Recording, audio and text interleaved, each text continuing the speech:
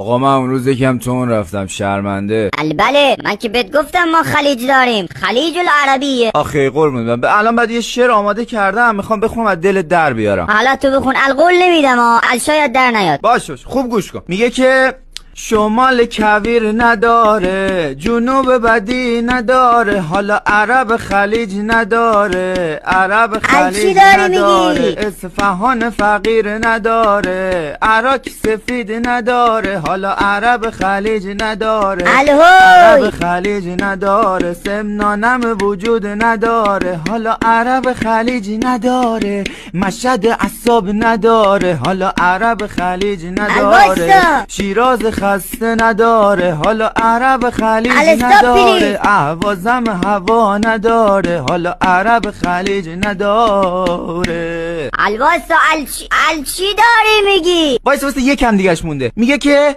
اردبیل گرما نداره، گیلان برنج نداره، حالا عرب خلیج نداره، عرب خلیج نداره، تهران آلودگی نداره، حالا عرب خلیج نداره، بوشهر سرما نداره، حالا عرب خلیج نداره، بندر که جنسی نداره، اصلا قزوین که ترس نداره، عرب خلیج نداره، عرب خلیج نداره.